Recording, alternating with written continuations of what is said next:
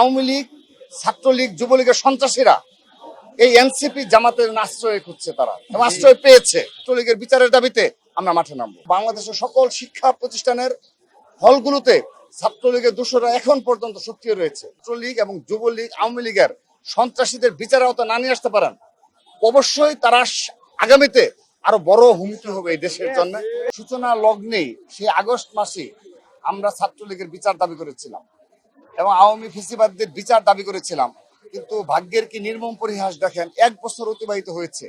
ঢাকা বিশ্ববিদ্যালয় আর জাহাঙ্গীরনগর বিশ্ববিদ্যালয়ের নামকা ওয়াস্তে একটা লিস্ট পাবলিশ করা হয়েছে ছাত্রলীগের সন্ত্রাসীদের, তাও সেটি খুবই ক্ষুদ্র পরিসরে।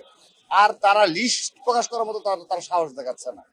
আর আরেকটি বিষয় আজকে স্পষ্ট করি, ঢাকা বিশ্ববিদ্যালয়ের প্রশাসন, আমরা তাদের আচরণে এতটাই ক্ষুব্ধ যে তারা আজকের দিন পর্যন্ত নীল দলের একজন শিক্ষকের বিরুদ্ধে ব্যবস্থা নেওয়ার দৃষ্টান্ত স্থাপন করতে পারেনি। শত শত নীল দলের শিক্ষক রয়েছে যারা স্টিল নাও বাংলোতে অবস্থান করছে এবং নির্বিঘ্নে তাদের কার্যক্রম পরিচালনা করছে এবং নির্বিঘ্নে আওয়ামী লীগদের শীর্ষ পর্যায়ের নেতৃবৃন্দের সাথে যোগাযোগ রাখছে এবং তারা প্রকাশ্যে বিবৃতি দেওয়ার মতো দুঃসাহস দেখাচ্ছে। এবং আমরা বিগত 2024 সালেই আমরা মিডিয়াতে বলেছিলাম যে আমরা লক্ষ্য করছি যে ফুলার রোডে যে বাংলোগুলো রয়েছে, প্লাস বিভিন্ন জায়গায় নীল দলের শিক্ষকদের যে বাংলো, সেখানে ঢাকা বিশ্ববিদ্যালয়ে বেশ কিছু শিক্ষার্থীদের বারবার রাতের বেলা যাতায়াত করতে দেখা যায়। এরা কারা? তো আমরা কিন্তু বারবার বলেছি যে ঢাকা বিশ্ববিদ্যালয়ের হলগুলোতে এবং বাংলাদেশের সকল শিক্ষা প্রতিষ্ঠানের হলগুলোতে ছাত্রলীগের দোষরা এখন পর্যন্ত সক্রিয় রয়েছে।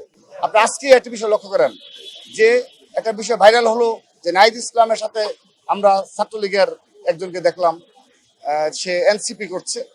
পরবর্তীতে তার নেতৃত্বে এবং জামাতের একজন নেতার নেতৃত্বে হেলমেট পরিহিত অবস্থায় মাস্ক পরে তারা আওয়ামী লীগের মিছিল করছে।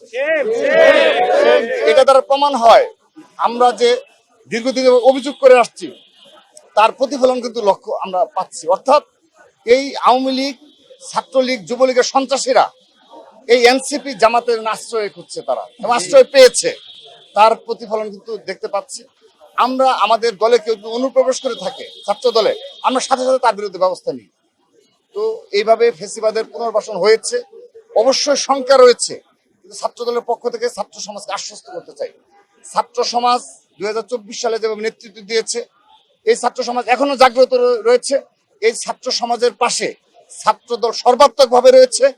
যদি ছাত্র লীগ দ্বারা আমাদের একজন সাধারণ শিক্ষার্থীর উপর আঘাত আসে, সবার আগে রুখে দাঁড়াবে বাংলাদেশ জাতীয় ছাত্র।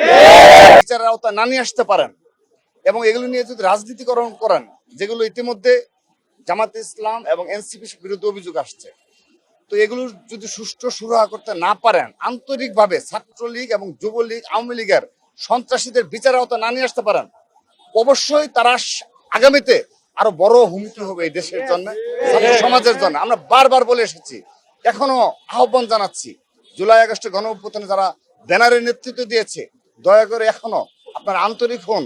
এই শিক্ষা প্রতিষ্ঠানগুলোতে ছাত্রলীগের যারা দূষর ছিল, যে সকল নীল দলের আওয়ামী শিক্ষক দূষর হিসাবে কাজ করেছে, দয়া করে তাদের বিরুদ্ধে সোচ্চার হন। আমরা আবারও কর্মসূচি পালন করব। আমাদের বেশ কিছু কর্মসূচি চলমান রয়েছে। আমরা ইতিমধ্যে বেশ কয়েকবার ছাত্রলীগের বিচারের দাবিতে এবং এই শিক্ষকদের বিচারের দাবিতে কর্মসূচি পালন করেছি। আমাদের জুলাই আগস্টে বেশ কয়েকটা আরো 2-3টা প্রোগ্রাম রয়েছে। তারপর আমরা আবারও এই ছাত্রলীগের বিচারের দাবিতে আমরা মাঠে নামবো।